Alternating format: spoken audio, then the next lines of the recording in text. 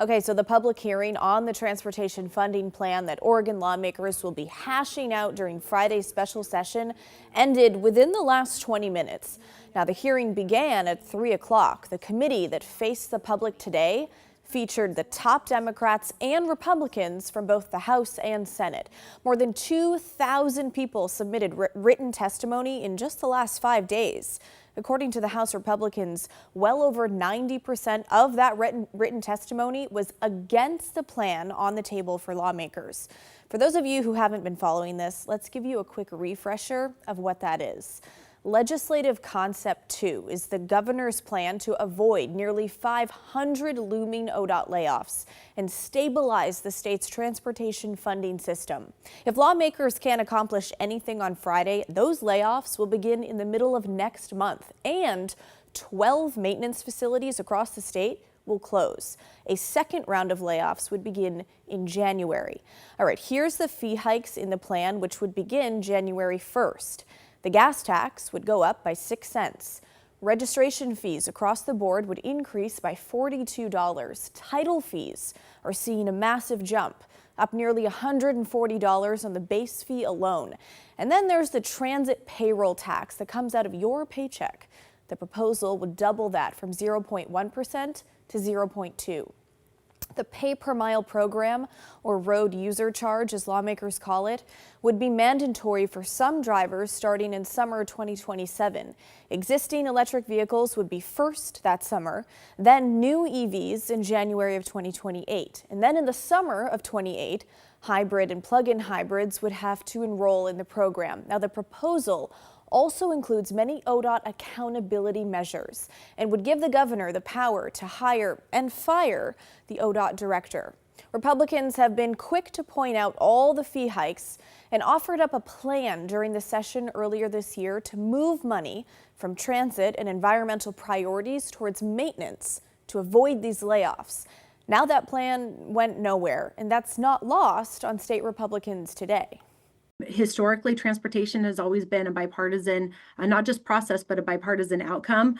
This has not been that over the last year. And so in order for us to move forward, if we had an interim plan of what do we need to do right now to fix the problem, we do not have to raise taxes for that.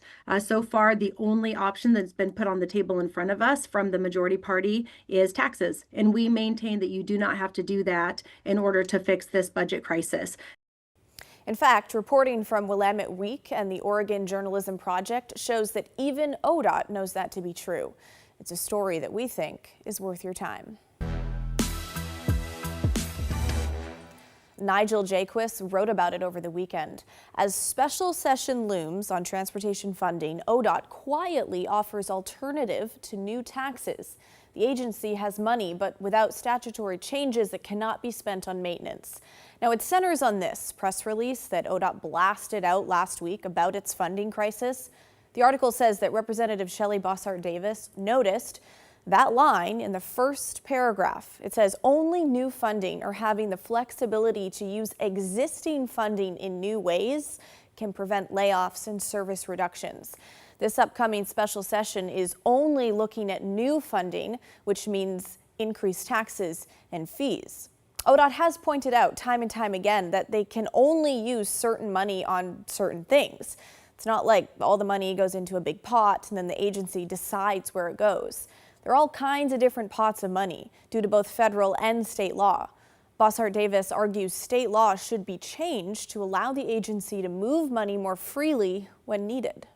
We're legislators. We can actually change law. It's this magical thing we do. That's literally our job, is to change laws. We can look and we hear from Oregonians all the time. Cost of living is #1 on everybody's rankings. What is the biggest concern that legislators can work with? And they say cost of living, cost of living. They do not want more taxes taken out of their paycheck. They don't want a doubling of payroll tax. I know that they don't. Everybody knows that they don't. And that's not really talked about. So we've got to make sure that we continue to push that and say that they're getting less, they're paying more for status quo, and we know that they don't want that.